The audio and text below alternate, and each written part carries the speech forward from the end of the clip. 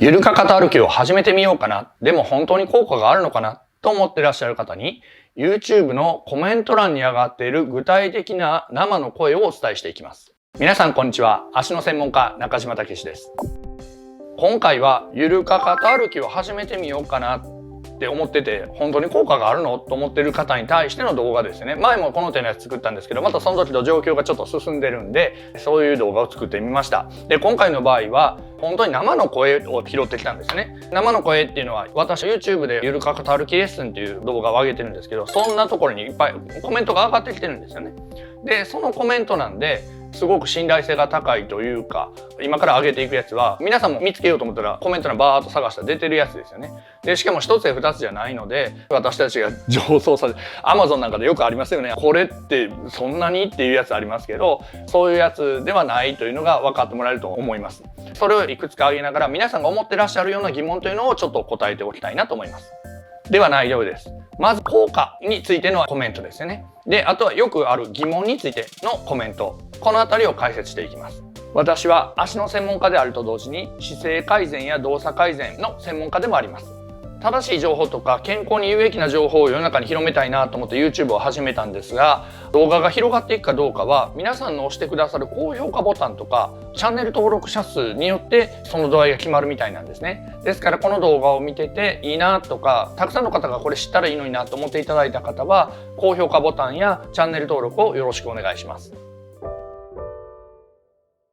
はい。ではまず効果についてのコメントをちょっと紹介したりしていきますね。まずですね、外反母趾の痛みとかそのあたりに関していきましょうか。コメント読んでみます。まずはお礼を言わせてください。昨日この動画を見て本日歩き方を意識してみたら、今までは常に痛かった右足の外反母趾が今日は全然痛くなかったのです。すごい嬉しいです。続けます。ありがとうございました。いいですね。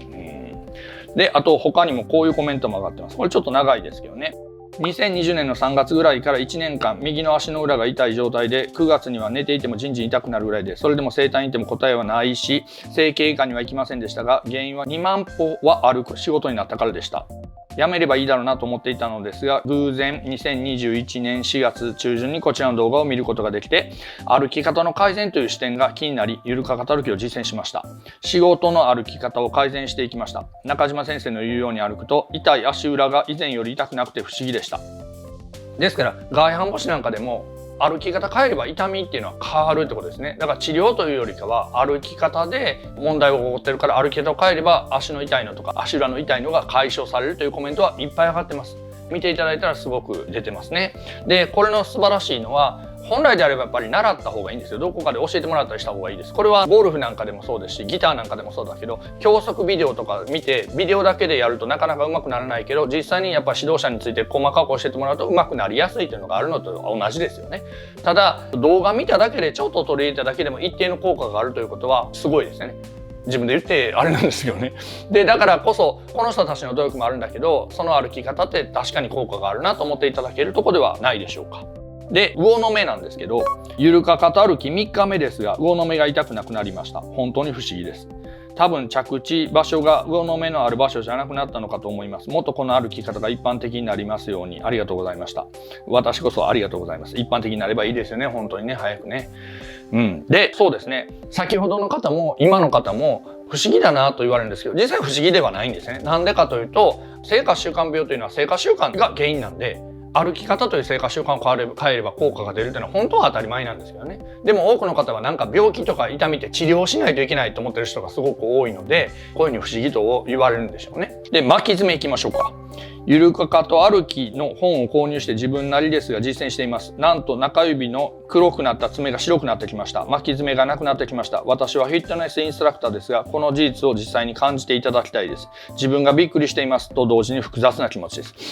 気持ちよくわかりますね。そうなんです。爪も巻き爪とか爪が黒くなった、爪がちっちゃくなった、爪が割れたなんていうのは解消されていきます。あれは爪に無用な負担がかかっている歩き方をしちゃってるからなんでね。だから本質的な改善ですね。で、複雑な気持ちっていうのはすごくよくわかります。なんでよくわかるかというと、私治療科の先生に教えるのが結構この頃メインの仕事になってるんですけど、こんな方向に出口があるんや、こんな方向に改善の道筋があったんやっていうのは、今までそっちじゃなくて一生懸命どの先生も治療しようとしてるんでね。で、そっちじゃなかったんだっていう。だからこの方もフィットネスインストラクターですからお仕事にされてる方だと思うんですけど、そうですね。だからやった人は大体早く広まればいいのにとか、こうやって皆さんに感じていただきたいというのはすごく思ってくれるみたいですね。だからありがたいことにうちのチャンネル登録者数もすごく増えていってるし、習いたいという先生とかフィットネスインストラクターとかヨガのインストラクターとか、あと治療家の人もすごく増えてきてるのはそういうことなんですけどね。で、むくみいきましょうか。いつも役に立つ動画ありがとうございます。先生のゆるかかと歩きを練習して2ヶ月になります。足のむくみが劇的に良くなり、ぽっこりお腹も解消。足の幅も少しですが狭くなってきました。そうですね。足の幅っていうのは足の横幅のことでしょうね。はい。いいですね。すごいですね。で、そうなんです。足のむくみなんていうのはみんなすぐにどうやってリンパを流そうかとか、そういうことばっかり考えがちなんですけどね。足のむくみはマッサージしないと取れないなんて思い込んでる人もいますけれども、むくむのはおかしいんですね、本当はね。人間ってじゃあ人類今までずっと足はマッサージしながら生きてきたのかってそうじゃないですよね。じゃあマッサージしなくてもむくまない人もいるということは、そのあたりがちゃんとできていればむくまないということなんです。で、それが歩き方に秘密があるということですね。で、ぽっこりお腹もこれは他の動画でもあれしてるんですけれども、足元が悪ければ姿勢が悪くなるのでね。だからもしかしたら今皆さんお腹出てるの気にしてる人はそれお腹出てないんかもしれないですよ。それはその姿勢で突き出しちゃってるだけかもしれないですね。そうしたらめっちゃ損ですよね。そのお腹本当は出てないのに突き出してるから太って見えるだけね。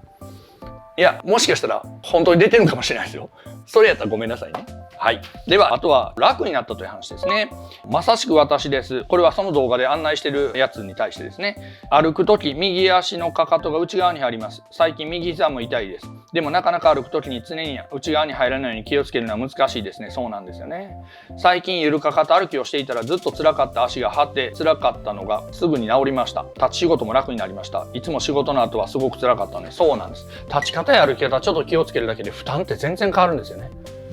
だから今皆さん無駄な力を入れて立ってたり無駄な力を入れて歩いてるのかもしれないというか、そういう可能性がすごい高いってことですね。だから理にかなった歩き方とか理にかなった立ち方をできたらそのあたりは一気に解消。そうしたら毎日の仕事の後めちゃくちゃ楽。そうするとマッサージとかサプリメントとかそんなんやらなくていい、そんなん買わなくていい、お金が浮く、時間も節約できる、いいことずくめですけどね。はい、もう一個言っておきましょうか。遠出をしたのでご教示の通り歩いてみました。片足が相反母趾ですが、足の付け根を意識して足を上げると疲れませんし、上半身がねじれないのでどんどん歩きました。階段の乗降も楽でした。こんなに楽に歩いたのは久しぶりでした。ありがとうございました。そうなんです。歩くこと自体がめちゃくちゃ楽になるんですよね。いかに無駄に力を入れて歩いてたかっていうのが分かるようになると思います。この歩き方っていうのはもしちゃんと先生のところに習いに行ったら、行って最初に歩かせてもらった瞬間に劇的に楽っていうのは分かります。それぐらい違います。だから逆の言い方をすれば、ゆるかかと歩きをしても足が重いとかっていう人は歩き方が正しくはない、ちゃんとはできてないということなんですけどね。はい。で、即効性というか、この歩き方って今も言ったように効果がドーンとすぐに出るので、それについてちょっといくつか挙げますね。3つ連続でいきます。母親にかかと歩きコーチしたら足のむくみが3日目になくなりました。この歩き方を真似した瞬間、外反母趾の痛みがすぐになくなりました。ゆるかかと歩きはすごいです。1日実践してすぐに分かりました。なぜ発生したのかに目を向けることが遠回りのようで近道とおっしゃっていましたが、これ僕動画内で言ってるんですけどね。本当にそうなんですね。仕事をしていれば夕方には足がむくんで当たり前と思い込んでいました。はい。ずっと前のめりで歩いていました。まさかこれだけでいつもむくんでいたのがないなんてありがとうございます。その通りですね。だからこんな感じでね、ちゃんとできたら一気に楽になるんです。それぐらい違うんです。そんな治療でもないのに歩き方でそんなに効果があるのっていうふうに言われるんですけど、まあその通りです。それぐらいあるんです。それぐらい違うんです。はい。では次は疑問についてのちょっと話をしておきたいんですけれども、まず外反母趾の治り方についての話ですね。これいきましょうか。たまたま上がってきた動画でしたが、3秒って何って思いながら期待せずに見ました。これは動画の一番最初の画面に3秒で改善するっていうふうに書いてある動画ですよね。で、見てよかったです。諦めてたんですが、希望が持てました。で、この動画のコメント欄見たらすごいってすごく出てるんですけど、多分家で皆さん、いや、同じ動作やってみてピコッとへっこんだのを見て、あ、すごいと思われると思うんですけど、これについてちょっと一つお伝えしておきたいのが、たまにね言われるのが、こんなん足の向き変えただけやん、こんなん足の向き変えただけで治ったっていうのインチキやんとかって言われたりするんですけど、この人ちょっと誤解してるんですよね。なんかよく分かってない人が言ってるコメントです。なぜかというと、足の使い方でなるから使い方を変えると治っていくという道筋がそれで分かるはずなんです、本当は。だからあなたの足の使い方次第で出たり引っ込んだりするものだから、あなたはこっちの足の使い方をすることが治すことなんですよっていうのが分かりやすい動画だから、ほとんどの方はすごいとかなるほどなって書いてくれるんです。でそういう視点は外反母趾の治療で今まであんまりとかなかったんですね。指を広げたりすることとかばっかり考えてたんです。でもそうじゃなくて使い方なんだなっていうのが分かりやすい動画なんですよね。でもこういうことを理解してない人が、いやこんなんは治ったうちに入らないとかって言われたりするんですけど、もうちょっと広い視野でちゃんと物事を見てほしいなと思いますね。このことに多くの人が気づいたらね、一気に治し方の方向性が変わるはずなんですけどね。はい。では、あとはね、遅い歩き方ではないという話を説明しておきますね。これ、なんでかというと、よくこの歩き方をしたらね、遅くなります。早く歩けないんですかって言われるんですよね。で、それについてのちょっとコメントの話しておきますね。はい。典型的な前傾でせかせか歩いていました。ビデオを見てゆるかかと歩きに少し取り組んでみました。そうすると何キロを何時間かかったかで計算するとほぼ速度は変わりませんでした。そうなんですよね。まずそもそもは今まで前のめりやったのをまっすぐにするだけで速度はまず基本的にそんなに変わらないはずなんです。歩く姿勢の問題なんでね。姿勢とか使い方の問題なんでね。姿勢変えたら足の動作は変わるからそれは変わるけど、それだけなので速度が変わるってわけではないんです。じゃあなんで速度が変わった感じがするかというと、大きく2点。1点目は前のめりって体がブワッと前先行くから、これスピード出てる気がするんですね。足ついてきてないけど。だから前のめりだと体の感じが前進んだ気がするというだけっていうのが1点目ですね。あともう1点目は、実際に今までめっちゃ早歩きやったっていう人ももちろんいます。でそれが足を痛めていると気づいてほしいんですよね。早歩きってそもそも無理があるってことです。だから適正なスピード、普通に歩くスピードでは全然歩ける歩き方で、これは特段遅い歩き方ではないんですよね。だからよくそういうことをコメントで挙げられたりするんですけど、そうではないよと。であとは慣れてないから足の動きを考えながら歩いてるから遅いという場合もありますけどね。だからお伝えしておきたいのは、正しくゆるかかと歩きがもしちゃんと上手くなったら、そんな風に遅いというわけでは別にないよとは言えます。はい。で、これは皆さん覚えておいてほしい話で、じゃあゆるかかと歩きできてるのに痛いけどっていう人がいたりするんですね。で、その人にとってすごくいいコメントが上がってたんで、それをちょっとお伝えしておきます。なるほどと思いますが、実際やってみると難しいですね。その通りですね。お尻を締めて鼠径部を開くのも難しい。外くるぶしの上あたりに重心をと歩いて、母子球から足首に向かう線が痛かったのは治りましたが、内くるぶしの上から足首内側あたりに張りを感じて少し痛い時があります。やはりどこか歩き方が違うのでしょうね。これ素晴らしいんですよ。すごい。何がすごいかというと、僕がよく動画内でも言ってるんですけど、正しくゆるかかと歩きができたら痛くないんですよ、どこも。なんでかというと理にかなった歩き方だから。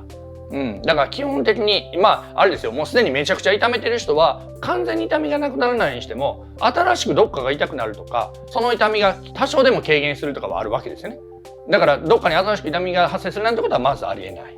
だからこの方の素晴らしいのは、私はやってるつもりやけどできてへんのやろなと思ってくれてるというところが素晴らしいんですね。で実際にそらそうじゃないですか。皆さん思いません？思った通り動作ができるぐらいだったら、プロ野球選手とかあんなに毎年練習キャンプとかしないですよね。これ言ってる意味わかりますかね？私野球やってたんで、野球の言い方で言うとね、思った通りに動けないから、自分の思ってる動作とずれていくからスランプに陥ったり打てなかったりするわけです。だから自分の体を自分の思った通り、見た通りに動くとかって意外に難しい。しかも足を痛めるとこまで行っちゃった人はそれなりの癖がついてるわけなんですよね。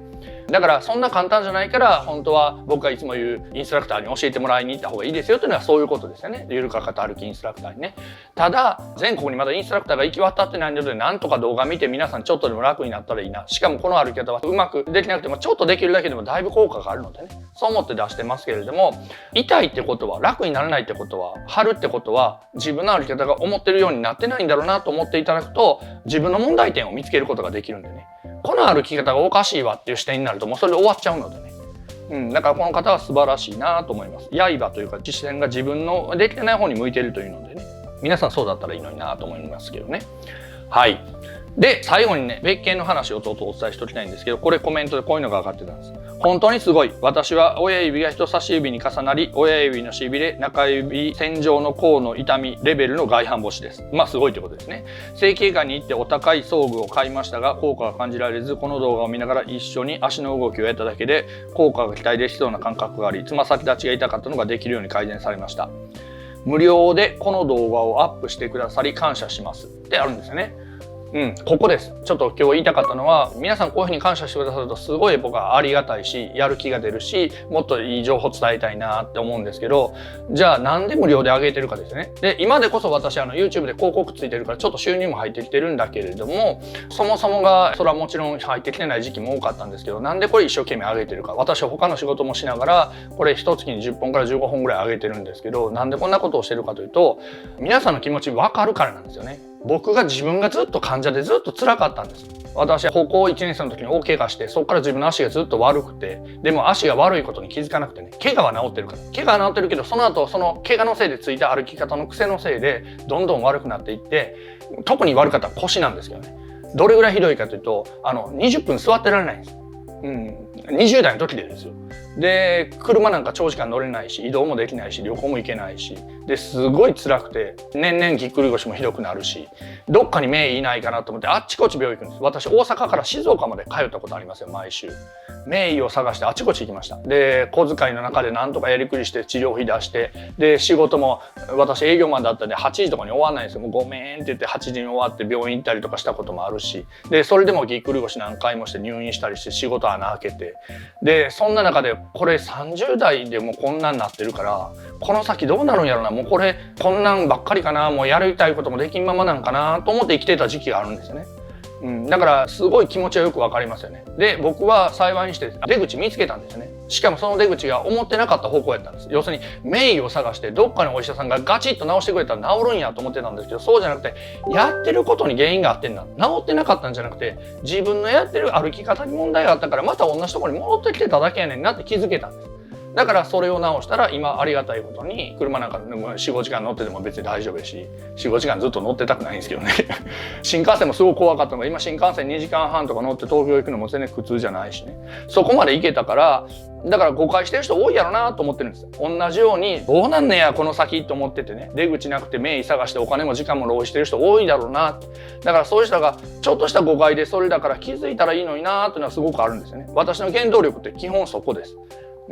だからもちろん綺麗事だけじゃないから活動するのにお金いるし、だから皆さんに YouTube 見ていただいたお金とか拡散して友達に紹介していただいて視聴上がるしね、でそんなお金はこの活動に使ってるんだけれども、根底ではどっちかというと皆さんと同じとこにいたと思ってるんですよね。だからなんとかなったらいいのにな。でそうしたら多分諦めないでいいことが増えるやろしね、先行きが楽しくなるやろしね、そんな人増えたらええのになっていうのはすごくあるんです。だから動画も一生懸命喋ってあげてるのはそういうことですよね。だから無料といっても皆さんの視聴のおかげでちょっと入ってくるんだけれども、それも含めて皆さんがなんか役立ててくれたらいいなってのはありますね。そういう思いでやってると思っていただいたらいいんじゃないでしょうか。